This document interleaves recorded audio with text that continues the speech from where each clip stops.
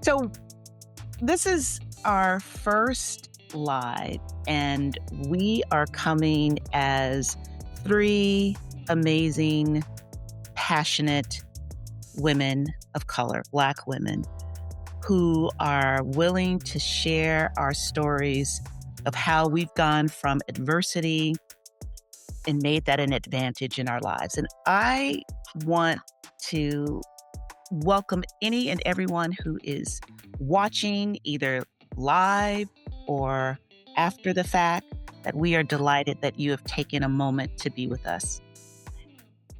So we are the Hughey Nichols Bostwick team. Let's just call ourselves that right now. And we have the mission of helping Black children, adult Black children, really, um, who have experienced adverse childhood experiences. And that means that somewhere in your life, ideally or mostly before the age of 18, you went through a series of traumatic and difficult experiences that made you feel unsafe, made you feel vulnerable, made you feel uncertain, things that hurt you physically, emotionally, and spiritually. And we are here as women who've gone through something as well and hope to present a path of how you move from that adversity again to finding a life that's empowered, a life that's emotionally intelligent, and a life that is evolved. So, we also want to say that this is not therapy, right, ladies? Right? This is not therapy. We're not here to give you therapy. We're not trained therapists. Um, and we want to stay in our lane that we are demonstrating or modeling transformation over trying to tell you how to address the difficult experiences that you've had. So today, is it okay if I share a little bit of my background, my ACE story? Mm. Is that okay? Yes. Yes. Yeah. Yeah. Yeah. Make sure. Yeah. So I want to frame this story as betrayal becomes a breakthrough. I will never forget the day that the love of my life became a different love for me. I remember I was in the car with my father, and I was around maybe 7 or 8 years old, and we were driving around running some errands together, I believe, and he drove down a block and he said, "You see that apartment over there? That's where I stay sometimes." And I thought that was an odd thing to say since my father stayed at our home with my brother, my sister, my mother, and me. And I didn't think much of it other than that statement. And then one day, my mother was rummaging through her drawers and found a key. And she said, I was there with her, and she took the key and she said, "I don't know what this key is for. I've never seen this key in your father's drawer." And I said, "I think I might have an idea of what that key goes to." We got in the car, we drove. I said, "I think that key belongs to that house, that apartment house." So my mother and I get out of the car. We walk to the door. My mother knocks on the door. There's no answer. She knocks again on the door. There is no answer. And then my mother, with her boldness, puts the key into the door and unlocks it.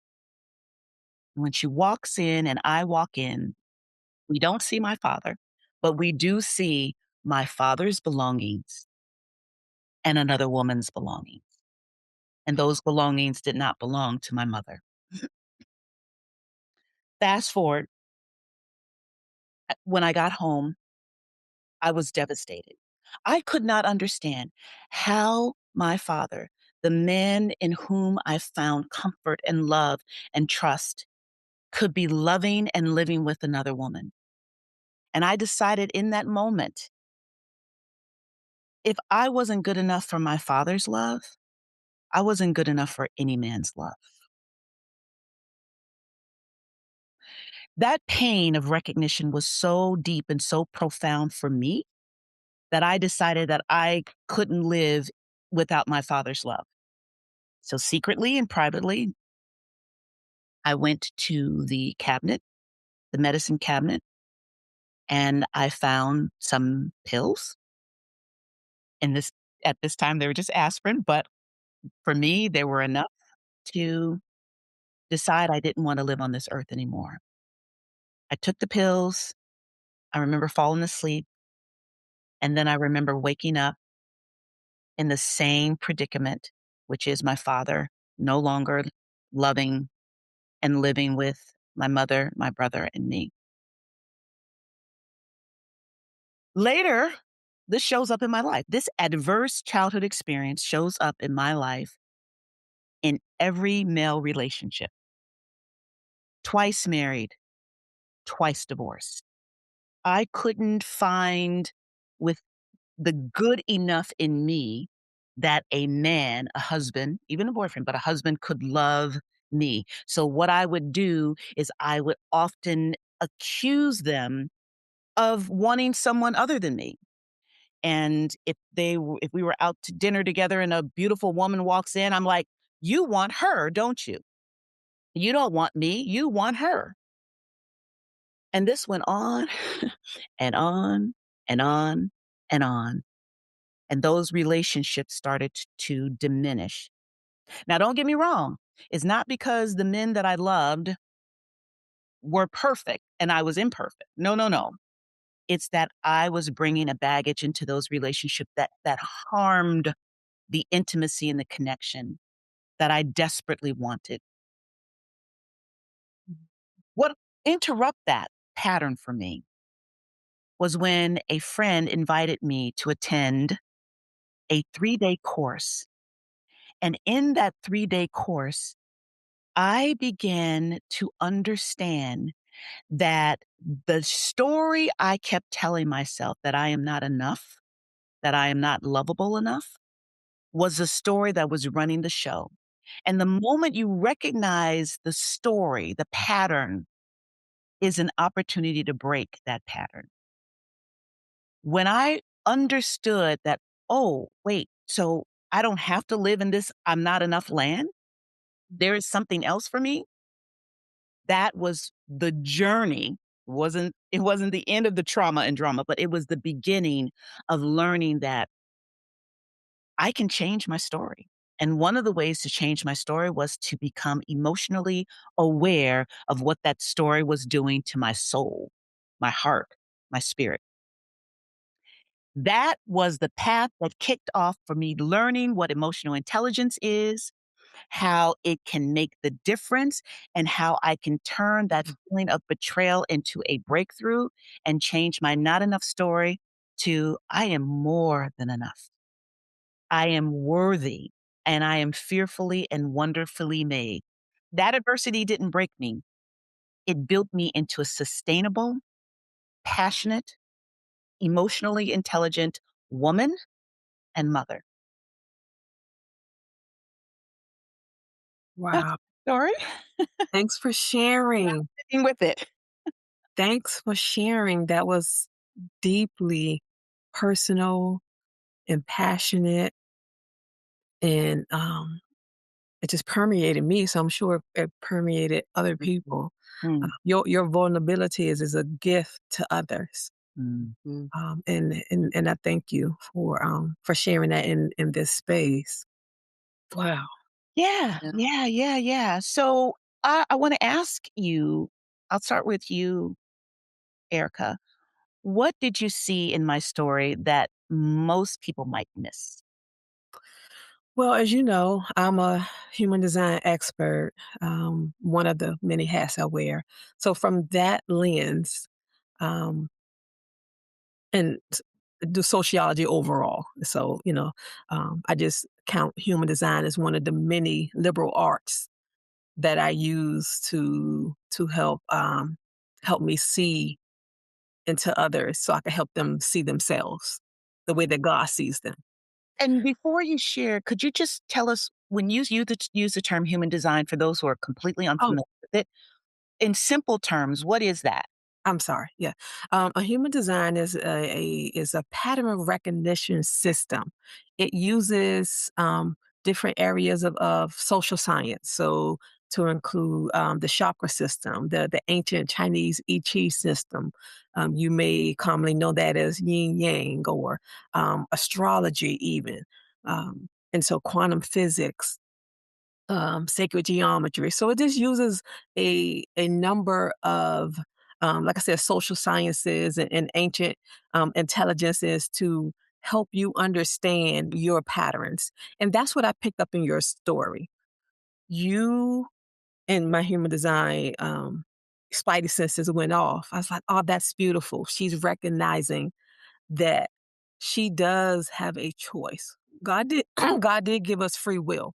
Yes, we have energy patterns based on human design. We have energy patterns just like we have a fingerprint. We are born with the energetic blueprint. Um, and once we get stuck in a pattern that's not serving our good, we can get stuck there. But the grace is and the beauty is and the purpose of pattern recognition is that once you recognize the pattern, you have free will to become aware, Mm. right? Become aware and you can choose differently. And that's the power in your story. One of the first things that human design does for others is empower them. You don't have to live your life in a state where you're feeling sabotaged or self-sabotaged or victimized. You don't have to live in those experiences. You can grow out of those. And so human design helps empower you to do that. And so you did that without even knowing how you were designed to thrive. Mm, And we're going to operate in our spirit and our soul and the core of who we are to the best of our ability. But having that knowledge on top of empowerment and your expertise, emotional intelligence, and Marjorie comes with the personal evolution. So these are just tools to help. But in your story, that's what stuck out the pattern recognition piece because you use that to leverage yourself mm, mhm, even before you had the language for it. mhm. You still were able to use it as a catalyst, so, Okay, so that's beautiful. I'm sorry, go ahead. No, I'm just saying that's beautiful. Alright, so let's bring this home a little bit for my human design type for a moment, and then, Marjorie, I'm gonna ask you the same question. What did you see that in my story that most people might miss? My human design, as you've helped me uncover, is a specific design, as everyone has a specific human design based on the time of birth, location of birth, and place of birth. Okay. So for mine, I'm called a manifester, all right, an initiator. Yeah. With that as a background for those who are listening, can you tie, and I didn't know I was a manifester until decades later. Okay, this happened when I was around 10. Let's fast forward 40-ish years later. I'm now like, oh, I understand my energetic patterns. Yes. But not knowing it then, can you help us see how even not knowing my energetic makeup, how this story plays into my life or even coming to change my story is connected to my natural way of being? Absolutely. What also stood out to me is your, as you say, your energy type is a manifestor. You initiate and obviously, this is the first time I'm hearing this story along with, everyone else. And what I picked up on is like, oh, listen at her. She's telling a story of how she initiated herself and her mother into a new reality. Ooh. Mhm. Wow. Manifest or speak, you're designed to speak something Mm. and it's going to impact people, it's going to change their lives. Mm.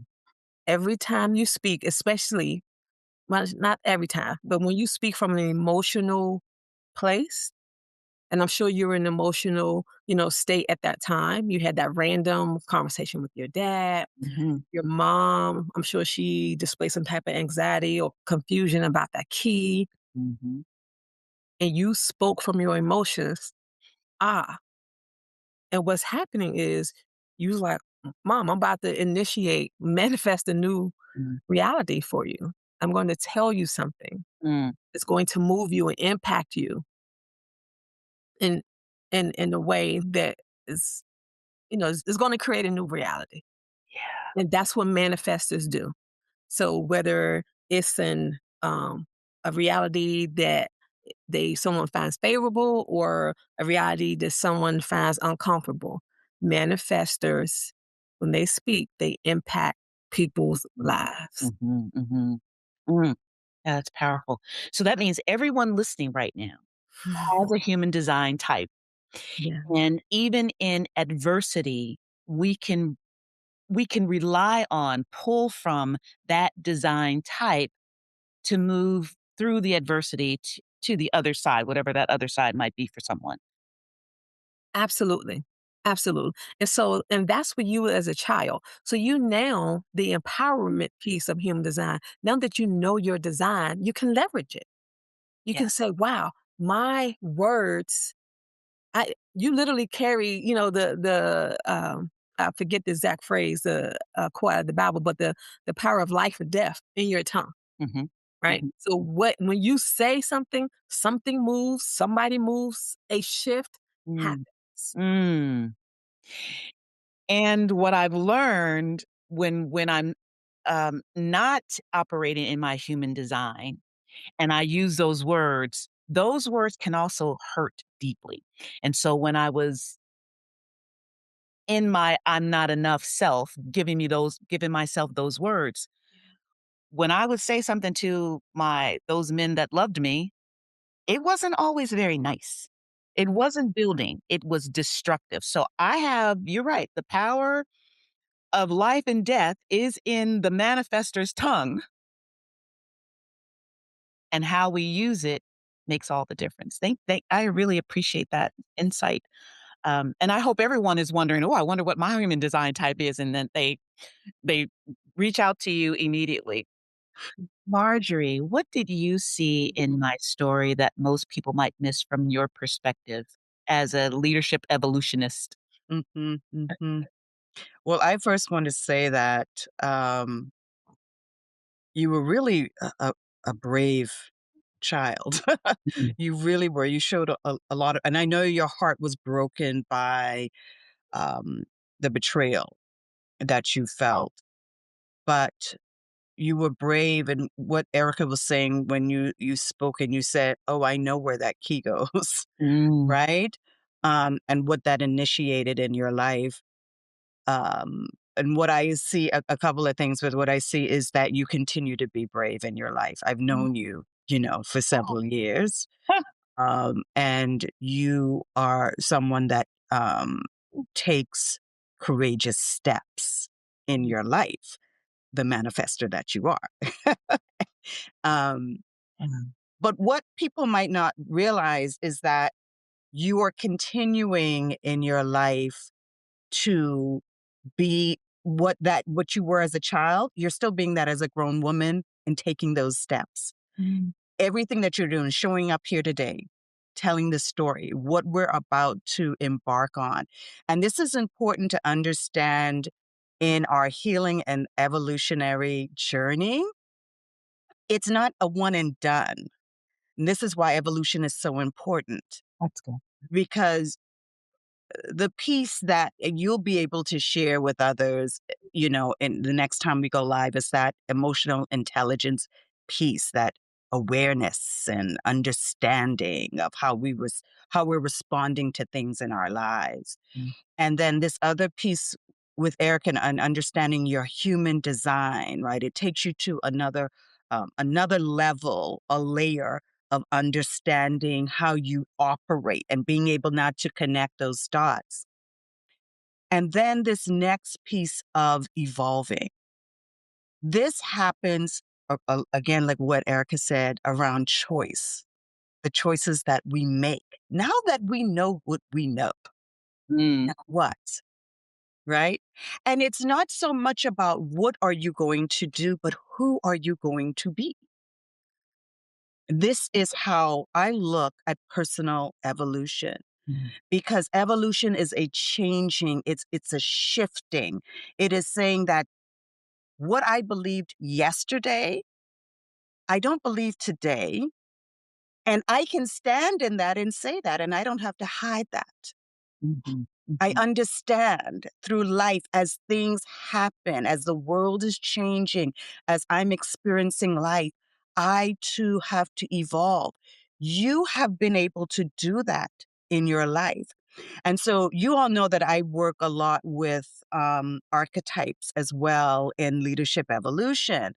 And I like to use them as a mirror and a map, right? For you to be able to look at an archetype, and through that archetype, you can identify yourself, the shadow sides, right?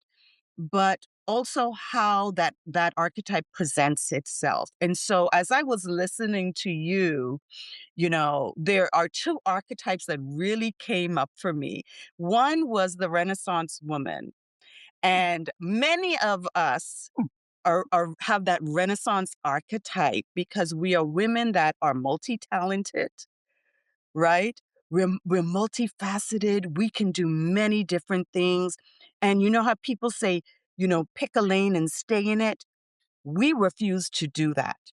Mhm. We can be in many lanes and we can stay in them as long as we want.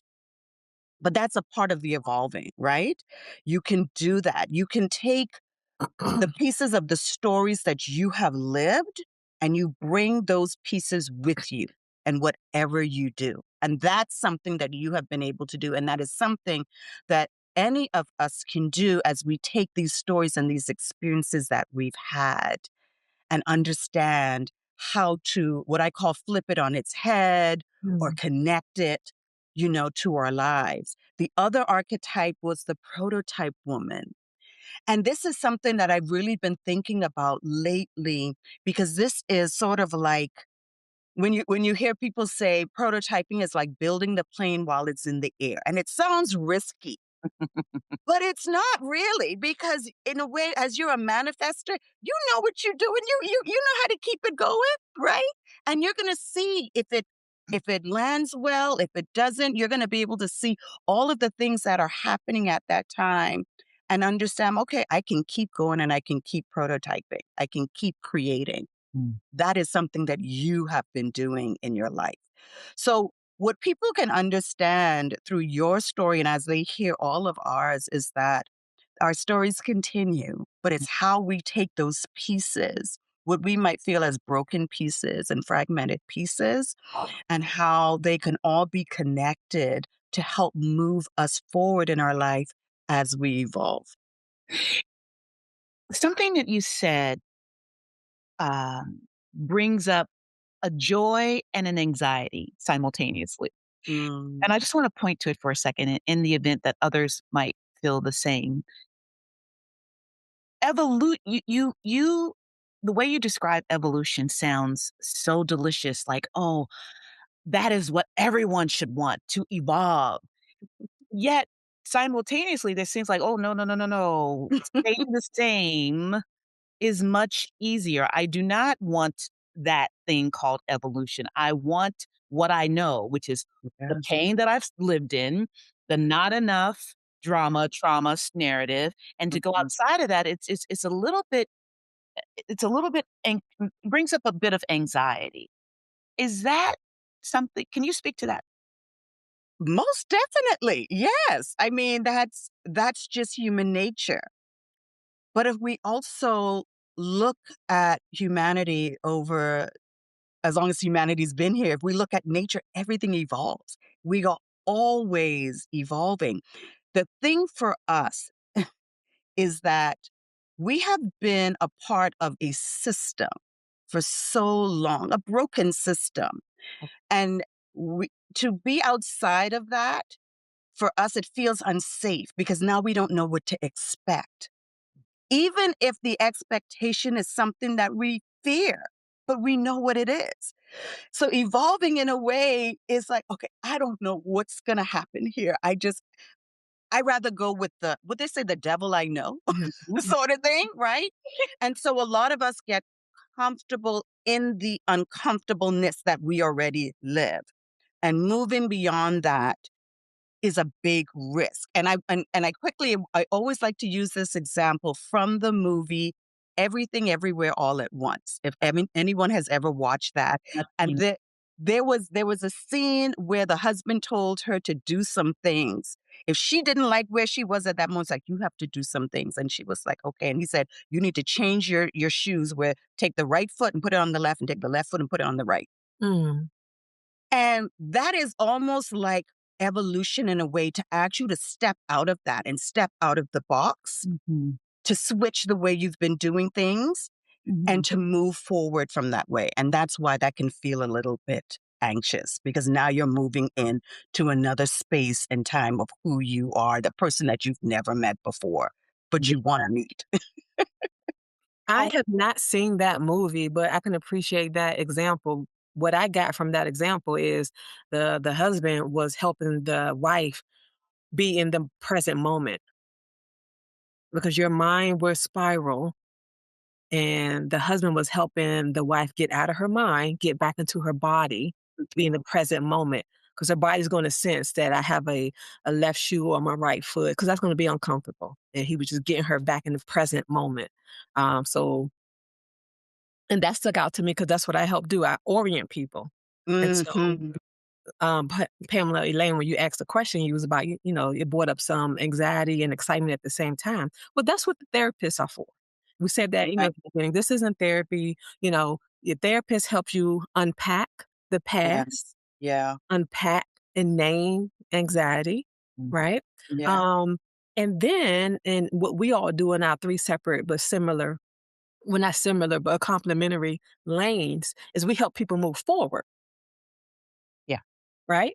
And so that's why that was a great example about the husband, because we take people like, okay, orient, where are you right now? He was saying to his wife, in the best way he could at the moment.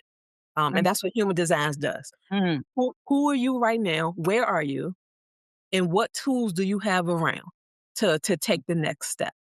And then emotional intelligence is the next step after that, to say, okay, now when I'm present in the moment, how do I best engage? How do I best communicate mm, to keep mhm. forward progress? And then the evolution piece makes it sustainable. So I thought that was a great example. I haven't seen that movie though. Yeah, so what you'll see in that scene too is, besides changing the shoes, he's also gonna say, you're gonna hit a green button. Well, before even changing the shoes, she didn't even see a green button. So once she changed her shoes, then she sees a green button. So it's almost like, once you do this, then you're going to see this. And Mm, once you do that, you're going to see this. You don't know the next step, but just take the first one and yeah. you'll see. So yummy. That's so yummy. Yeah. Yes. I love that. Well, I Guys, want I have to grab my charger from my phone. I'll be right back. can you still hear us though? Yes, I can. Okay, great. I can. So, I wanna just okay, go for it. Well, I wanna just address the emotional intelligence piece to my own story. So, Erica, you addressed the human design portion, and Marjorie introduced the evolution portion, and then there's a emotional intelligence component to this too. And in the emotional intelligence or emotional quotient world, one of the five competencies of emotional intelligence is called self-perception. How do you see yourself?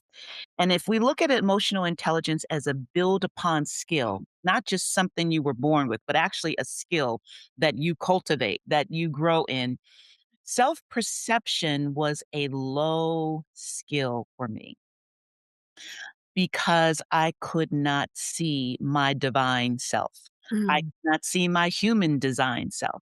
I couldn't see the woman that could evolve. I was living in a self perception that I wasn't enough. And if I were to go, as the woman I am now, go back in time and talk to that 10-year-old Pamela, the 10-year-old to the adult Pamela Elaine, I would help her understand that this is a skill of self perception that you can develop, and you can increase your self regard, because right now your self regard as a skill is low. And what we can do is we can use your skill of self expression, which I'm really Mm. been good at since I was young to help bolster your self regard. How would you do that? Well, why don't you express to yourself how worthy you are and find a couple of things in your life that point to you are worthy. Let's just start with you've got some great friendships. That great friendship is an example of you being worthy, you being good enough. So let's talk to yourself.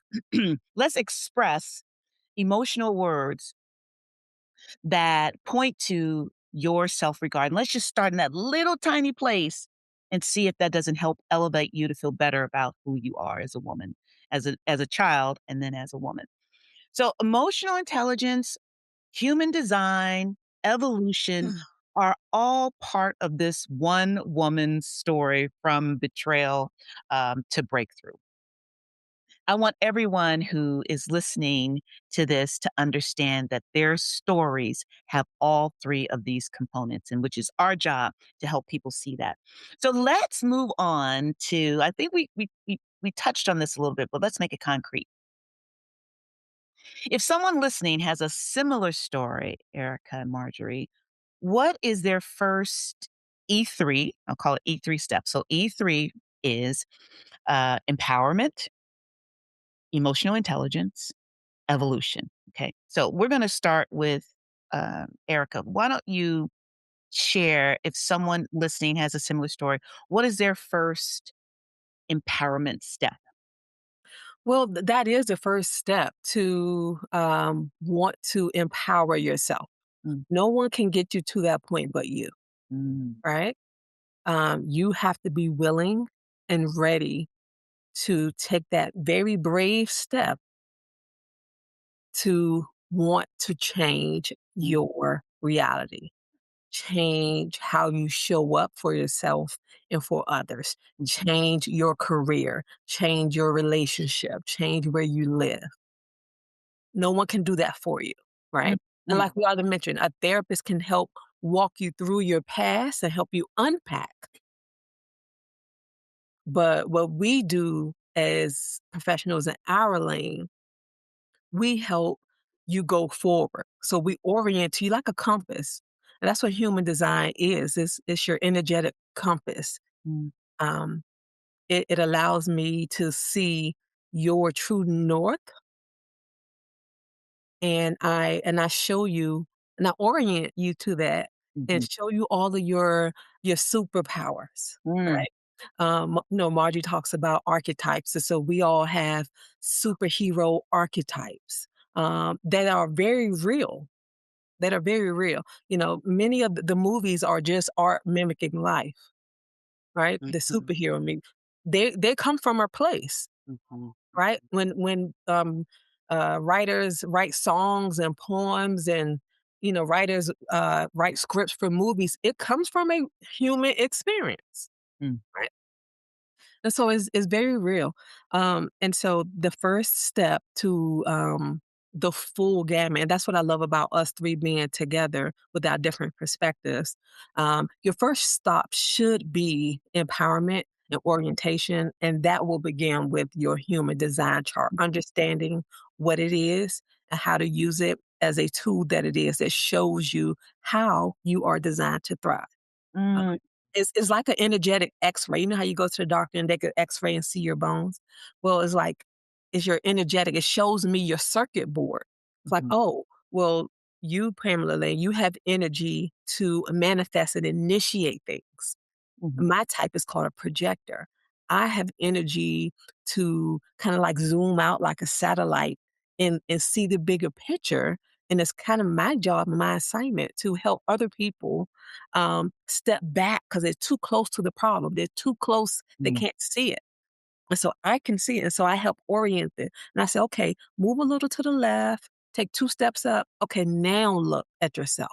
mhm, Now look at that job. mm, Now look. So mhm, giving them a different perspective. Then, of course, I will recommend emotional intelligence analysis with you. The next step to help them understand how to use those emotions to engage. What I love about emotional intelligence is that it's data. Feelings are data. You need that information.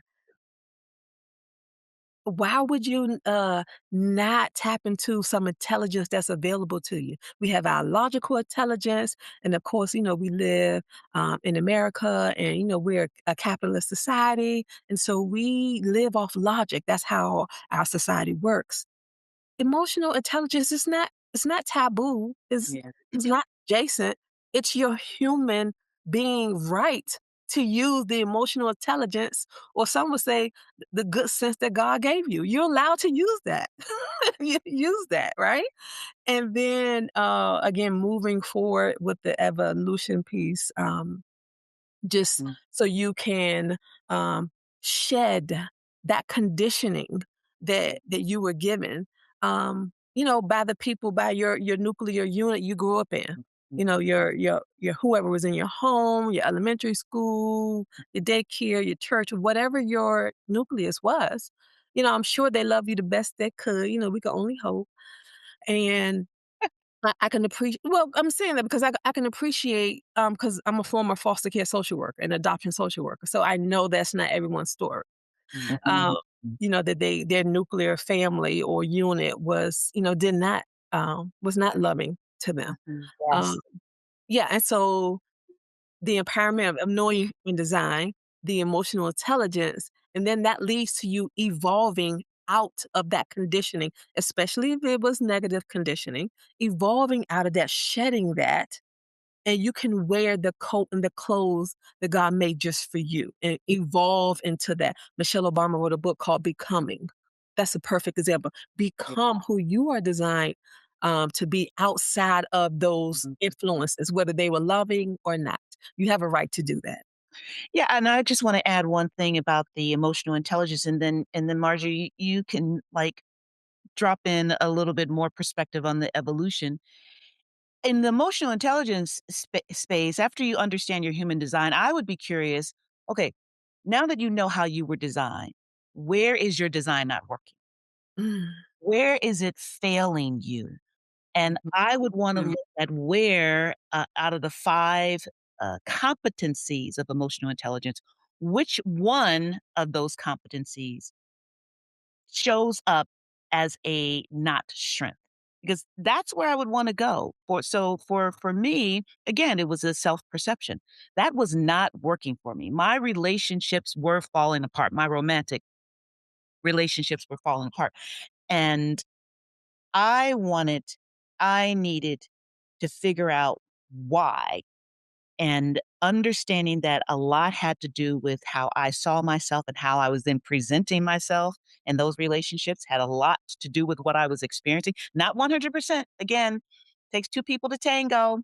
Um, but I can take responsibility for where I was experiencing low self-perception and what I could do to bolster that.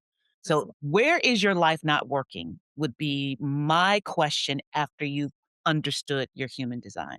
And from there, Marjorie, how would evolution fit in? So, baby steps, right? Baby steps.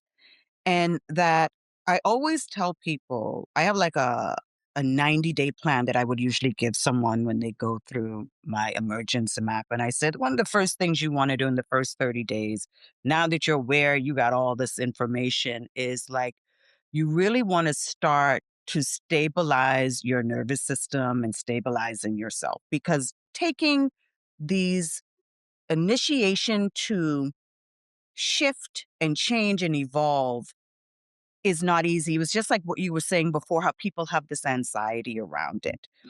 So there's a lot of work that has to be done in self inquiry. And I would say it's developing and I don't want to use the word structure, I would say a practice in your life, Okay. right?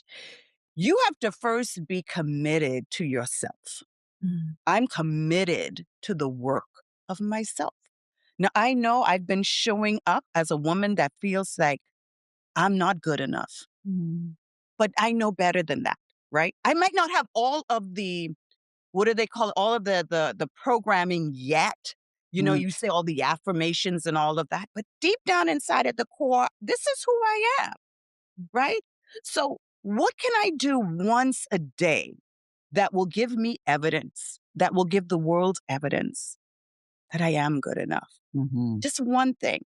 And let me practice that one thing. Let me do that one thing. If it's the changing of the shoes, right, every single day until that gets comfortable, Mhm. then it's something like that. So it's going to take baby steps, and then as you continue to do that work, you just layer upon it every single day. There's something that I do called like a PQ reps. They're like they're part of this positive intelligence coaching that I've been going through. And so every day I make it a point to ground myself, like what Erica was saying about what she felt like the husband was doing and telling the wife, just be present, right? And so it could be something as easy as just rubbing your fingers together and feeling the textures of your fingers, just feeling your skin, feeling the lines, and just grounding yourself in that one moment right there, taking you out of everything else. Mm, Now the next step, go into who is it? Who is this woman that knows that she is more than enough? That could be in the way something that you say at work. Mhm. That could be in a boundary that you set. That could be in how you decide every day I'm going to walk a mile or two. Mhm. It's little things like that. And every time you do that and you layer upon it, now you're evolving. You're mhm. becoming that person. So it is a journey. It is not an easy one, but it Yeah. is a journey that you can take and then you just keep layering on top of it. I love that. It's extremely practical what you said. And as you were sharing it, I was remembering one thing that I started doing every single day that aided my evolution, and Mhm. that was transcendental meditation. Mm. I went to Iowa and learned the practice of transcend and I don't know, most people may not know that Iowa is like one of the birthplace in the United States of transcendent of in the United States of transcendental meditation. And I went there and I learned how to meditate in that way. And it was such a game changer. It was probably the biggest evolutionary step that I could have taken. And when you talk about a practice, what can you do regularly to Yeah. move you forward? That was a move forward. And I still practice it to this day. That's perfect because we know meditation it is so powerful. Like that's a grounding. And what I'm talking about, right? I'm talking about something that you can do for yourself by yourself. But again, what Erica was talking to about when you have your nucleus or the people around you, it can be different once you get in that environment. So dealing with leaders when they're going into an environment, a workplace environment where it's not conducive to that, where they as soon as they go in, they have to plug into Mm, the way things are. How do you then evolve? How do you then show up as someone different, the person that you're becoming in a space where you have to be assimilated into the way that they want you to be. And mhm. that can be a lot harder. That can take a lot more repetition. It can take just perspective, changing your perspective, of course, just with one thing at a time. I call it glitch in the matrix because I feel like when you're plugged into that to the corporate world and the job, you're in a matrix, you're in a cog, Yeah, yeah. and you need to feed into that. And so that affects the way, especially for Black women, how we show up in that space. Mm, So then how are you doing that? How are you evolving? It's Mhm. going to start with what you do at home first, mm. right? And then you have to find places within that space as a leader that you can start making that glitch and changing to evolve. What I love about that, is that the circle continues. You just start again. And so that scenario, when you can't control your environment, you in an environment that's not conducive Mhm. to the woman you're becoming as a Yeah. professional or in your personal life. What do you do in the meantime? Mm, That is where you circle back. That's where Yes. your human design empowers you Correct. mm, Yes. and Mhm. your emotional intelligence kicks in real Yes. time. And then Yes. you just decide that's sacred geometry. The circle continues. mm, mm, That And is and so when exactly. you're at the office or you're at the you're at church and you're doing your duties at church, or you're having another counseling session with your significant other, or wherever you are, you're like, I'm trying to evolve. It's like, please, please stop hurting my nerves and don't turn me back into the old me. So, what you can do in those moments, because those are very real moments. And Michelle Obama speaks about this, because people are going to go low and she says go high. So these moments keep happening. My daughter was Yeah. life keeps lifing, right? Life. Mhm. Yeah.